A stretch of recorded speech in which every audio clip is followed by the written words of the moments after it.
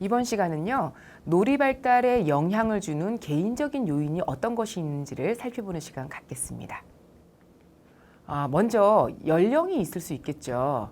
예, 그 아이들이 몇 살이냐, 1살짜리인지 5살짜리인지에 따라서 분명히 놀이의 성향이 달라진다고 볼 수가 있겠습니다. 놀이에서 연령을 고려해야 됩니다. 왜 중요한지 한번 살펴볼까요?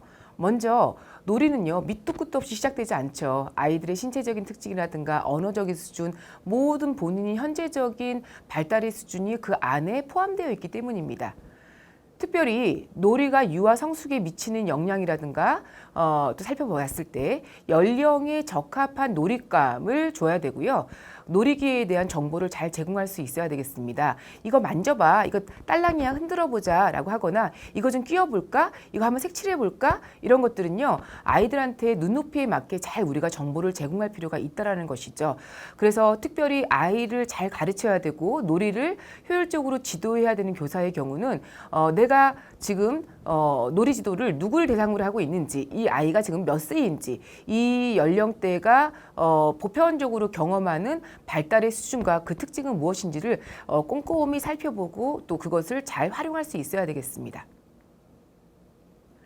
그렇다면 영유아의 연령별 놀이의 특징을 일반적으로 살펴보려고 합니다. 자, 연령대별로 특징은요, 정말로 개인차가 있기도 합니다. 다른 여러 가지 조건이 동시에 작용될 수가 있기 때문에 이런 측면이 있겠구나라고 살펴봐야 되는 것이지, 이 연령대는 반드시 이래야만 하는구나, 여기서 벗어나면 뭔가 놀이가 문제가 있는 것인가, 이렇게까지 우리가 뭐 극단적으로 평가할 필요는 없을 것 같고요.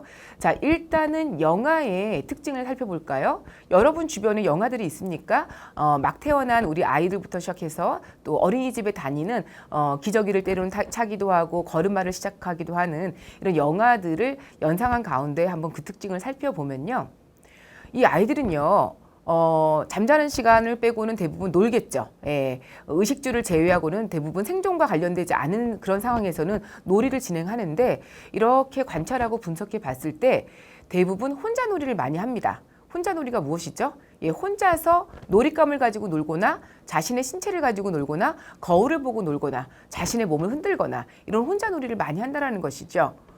더불어 방관자적 놀이도 많이 합니다. 방관자적 놀이는 무엇일까요? 우리 앞선 시간에 조금 살펴봤었는데요.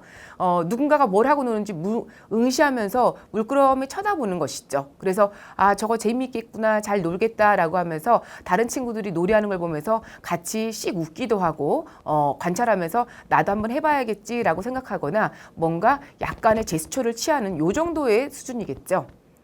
또 하나의 영아기의 특징은요, 바로 병행놀이를 진행한다는 것입니다. 이것도 앞 시간에 우리가 좀 살펴봤는데요.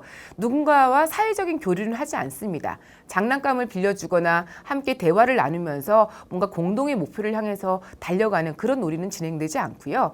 가까이에서 각자 놀잇감을 쳐다보면서 가지고 노는 것이죠. 예, 그런데 멀리 있지 않고 가까이서 함께 동시간대에 어떤 공간을 공유한다라는 그런 특징을 갖고 있는데요. 대부분의 영화들은 이렇게 특정한 상황에서는 혼자서 놀고, 특정한 상황에서는 누군가를 응시하는 방관자 행동을 하고, 또 특정한 상황에서는 비슷한 거리에서 유사한 놀잇감을 가지고 노는 이런 특징을 보일 수가 있는 것이죠. 자, 영화들의 특징이 정말 이런지 오늘 수업이 끝나면 여러분들이 어떻게든 영화를 좀 찾아내셔가지고요, 이 아이들의 놀이를 열심히 한번 분석해 보시기 바랍니다. 자, 연령이 증가해서 3, 4세 유아가 되면 어떤 일이 생길까요? 이제 요 아이들은 이제 유치원에 진입할 수도 있겠고 또 어린이집에 계속적으로 다닐 수 있겠죠. 자, 일명 협동놀이가 많이 진행이 됩니다. 누군가와 협동해 볼 수 있는 그런 놀이의 경험을 충분히 진행한다는 거죠. 여러분들도 회사에서 생활하시거나 가정에서 생활하실 때 누군가와 협동을 해야 되죠.